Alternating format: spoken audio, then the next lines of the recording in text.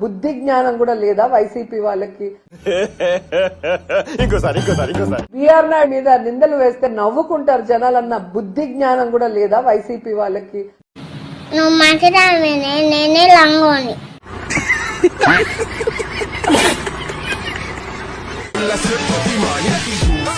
عندي خوش فصلة يا اخي تفوز تفوز والله خوش رقصة يا اخي دوس.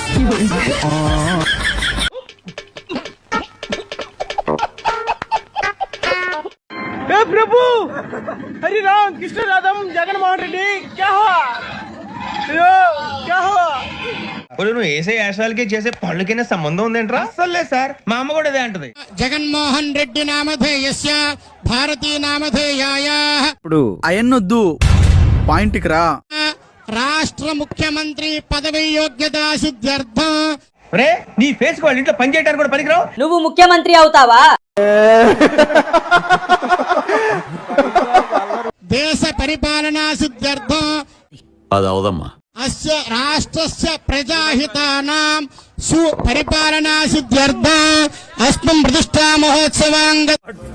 పట్టు నువ్వు ఎంత కాకబట్టినా ఇక్కడ పడేవాళ్ళు రే. అందరూ బాగుండాలి, అందులో నేను ఉండాలి. అందరూ బాగుండకపోవడానికి కారణం ఏమిటంటే అందులో నువ్వు ఉండడమే.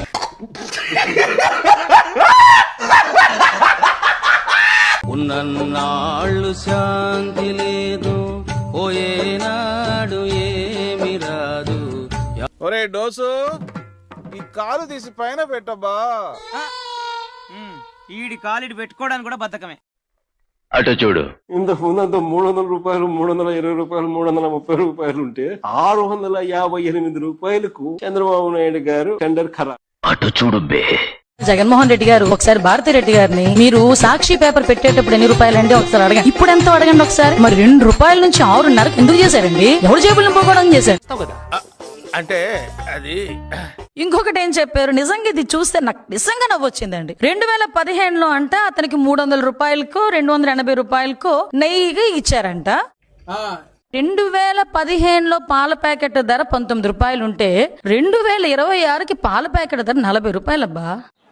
మండుతున్నట్టుంది. పాల ప్యాకెట్ ధర పెరిగితే ఆటోమేటిక్ గా నెయ్యి ధర పెరిగింది కదా.